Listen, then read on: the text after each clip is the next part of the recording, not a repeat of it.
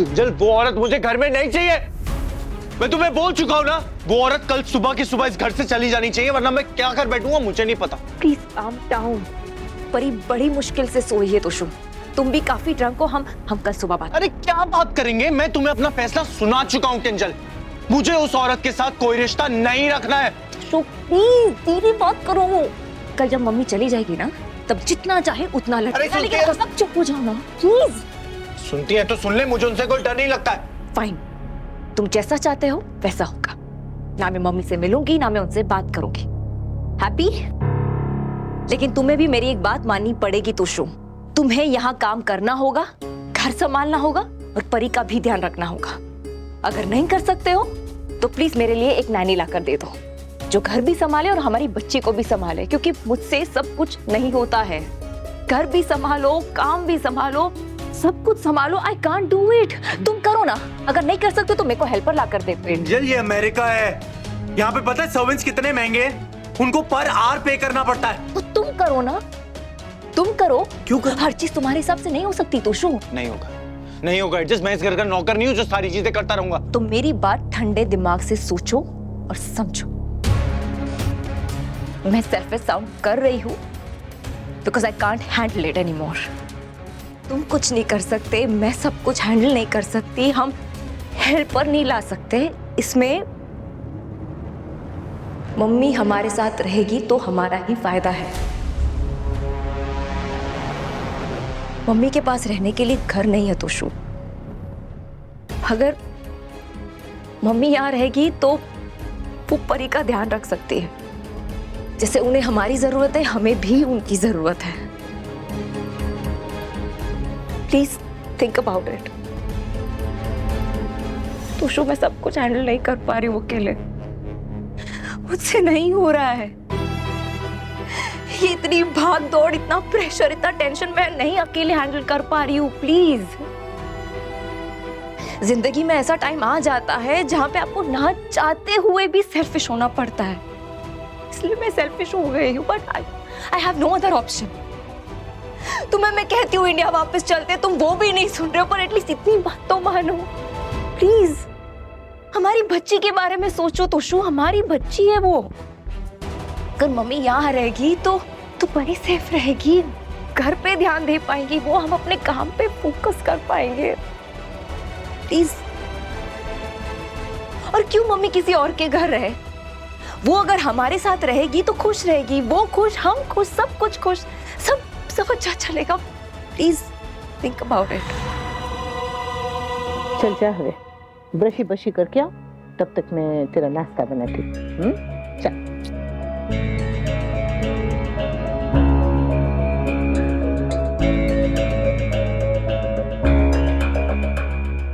Sorry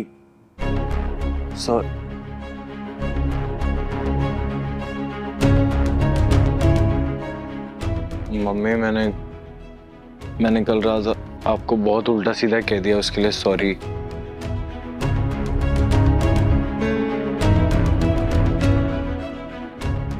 mummy मुझे माफ कर दीजिए प्लीज। तू माफी से बहुत आगे बढ़ चुका है, तुझे माफ करना तो मेरे बस में नहीं है। ताना जी माफ करे तो करे। अगर हो सके, अगर जरा शर्म बाकी है तो अपनी पत्नी का सम्मान करना सीख, और अपनी बच्ची के सामने इस हालत में ऐसे शराब पी के ऐसे मत आ। थोड़ा समझ जा, थोड़ा सुधर जा।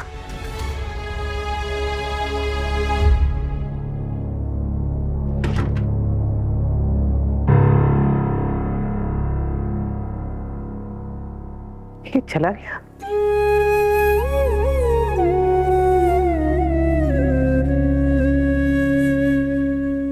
अरे बाप रे,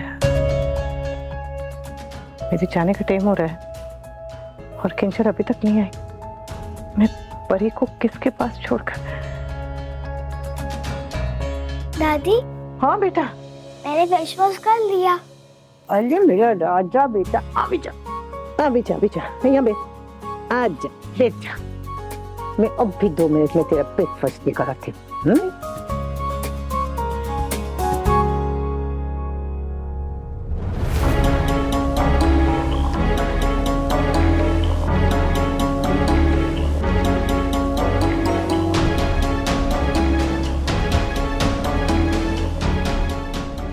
फोन क्यों नहीं उठा रही है? और ये कथेड़ा तोसू भी कहाँ चला गया? अरे को अकेले कैसे मीटिंग में लेट? जय श्री कृष्णा यशदीप सर, मुझे जरा मीटिंग की जगह का एड्रेस और लोकेशन भेज दीजिए, मैं सीधे वहीं पहुंच जाऊंगी।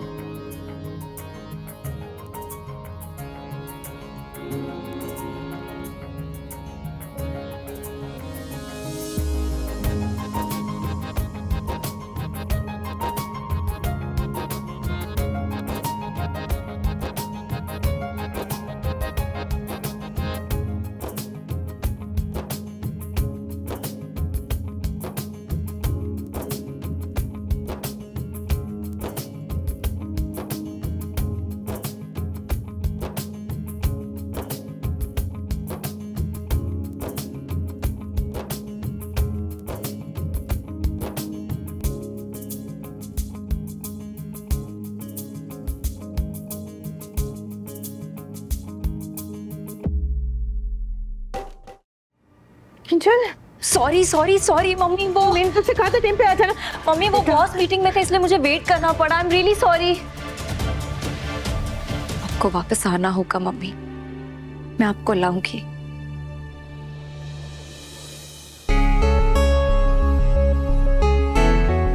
लगता है जोशी बहन मीटिंग करने नहीं आई।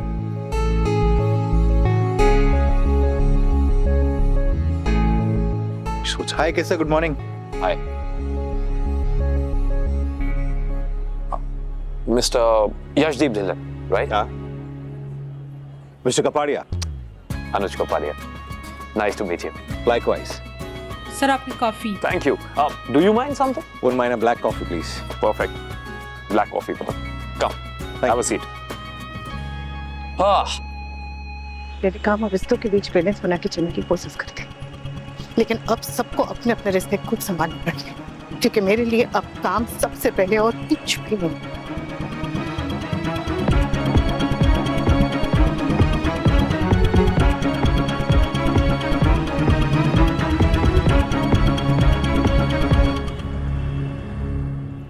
इन्होंने कल के बारे में बात नहीं छेड़ी।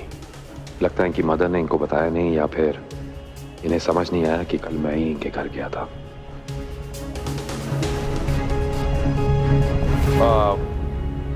बाय द वे, आप लोगों ने इस फेस्टिवल में पार्टिसिपेट करके बहुत अच्छा किया।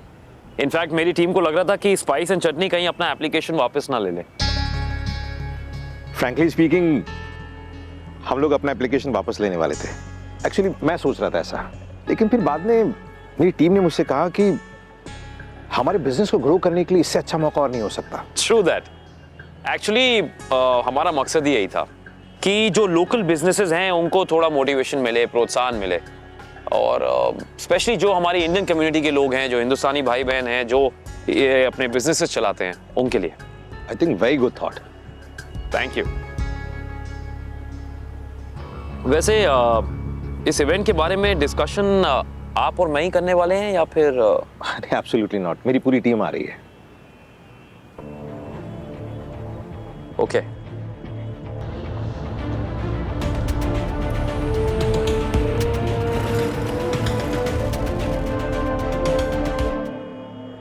एम वेरी सॉरी, लेकिन आपको इंतजार करना पड़ रहा है। नो इट्स ऑलराइट, मैं ही थोड़ा जल्दी आ गया, इट्स फाइन। मैं भी। एक्चुअली हम आर्मी वालों को वक्त से पहले पहुंचने की आदत होती है। आप आर्मी में हैं? था, रिटायर्ड नाउ। हाँ, interesting. Army and this business, how come? Actually ये मेरे बड़े भाई का बिजनेस है, उनकी एब्सेंस में मैं हैंडल कर रहा हूँ। Oh nice nice. इन्होंने कहा इनकी टीम आ रही है, पता नहीं उस टीम में जोशी बहन है या नहीं। Go fast. हिंदी? या भाई जरा जल्दी चलाइए ना। ओके मैम, चलता हूँ। मीटिंग है, मैं लेट हो गई हूँ। जिंदगी का कोई भरोसा नहीं है, कब क्या हो जाए पता ही नहीं चलता। लड़ाई के मैदान से सीधा अमेरिका लेकर आ गए मुझे। सीधा साधा किसान था मैं तो, कब हाथ में बंदूक आ गई पता ही नहीं चला, और अब इस रेस्टोरेंट की जिम्मेदारी। राइट। जिंदगी का कोई भरोसा नहीं, कब किससे दूर कर दे, कब किसके पास ले आए, और कब पीछे छूटे हुए को साथ लाके खड़ा कर दे। और कब साथ चलने वालों को पीछे छोड़ दे।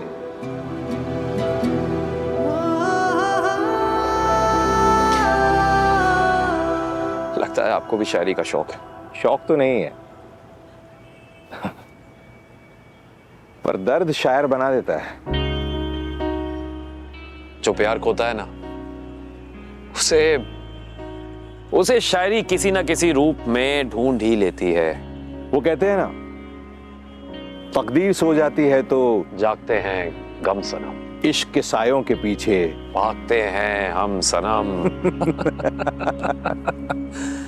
वैसे हम यहाँ इवेंट की बातें करने आए थे कि शेर व शायरी की महफिल जमा के बैठ गए। लेकिन कभी कभी काम की बातें भी होती हैं, और कभी कभी दुनिया जहान की बातें होती हैं, बस काम की बातें नहीं होती। जैसे अभी चीयर्स। यस। इतनी भीड़ क्यों है? बाप रे, ज्यादा दूर नहीं है, मैं चल के चली जाऊंगी। मैं चल के चली जाती हूँ भाई, यही उतार दीजिए। कितना हुआ? $50 मैम। हाँ? $50। ये लीजिए। Yes, thank you. Thank you ma'am.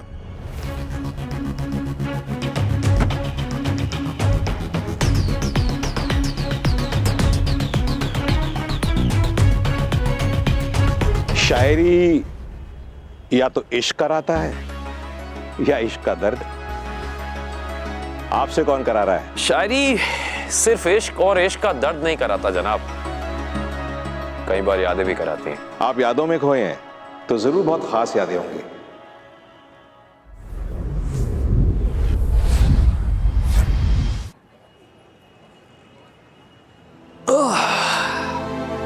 बताने बैठा तो उम्र बीत जाएगी, और नहीं बताया तो मेरी मोहब्बत फिर से रूठ जाएगी। क्या बात है, वाह। फिर तो बता ही दीजिए सारी बातें, और वो भी अपने शायराना अंदाज में।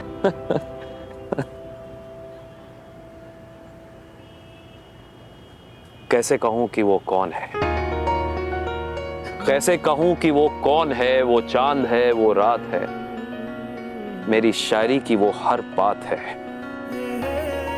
वो दूर भी हो मुझसे तो लगता है कि हर पल मेरे साथ है।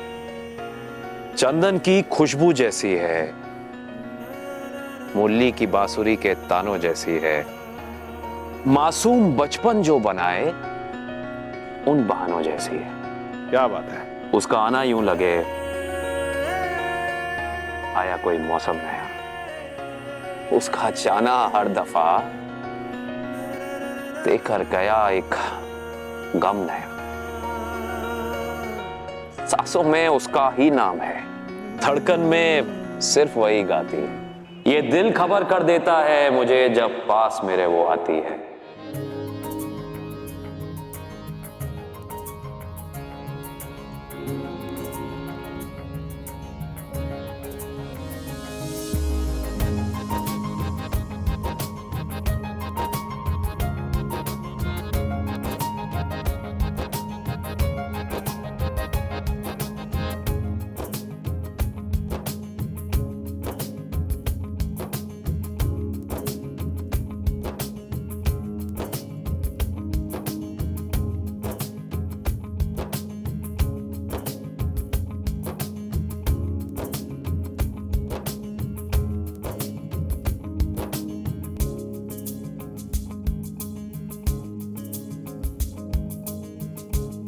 मेरी जान है, पहचान है, मेरे ख्वाबों की वो मेहमान है।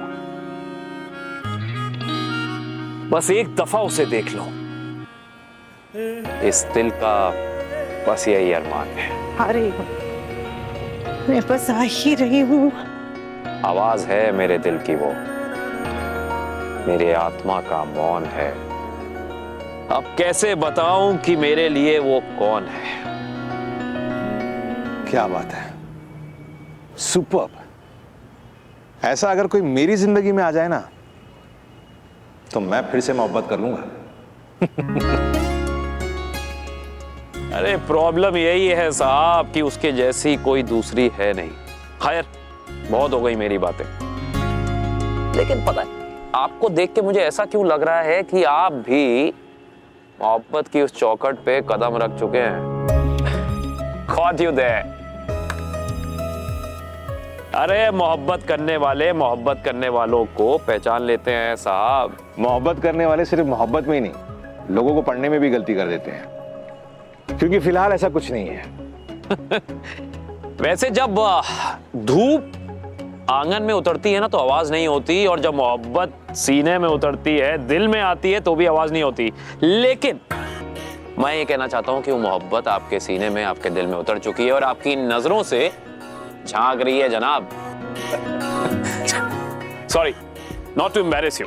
चलिए अब थोड़ी कुछ काम की बातें कर लें। हाँ श्योर, बस हमारी शेफ आ जाए।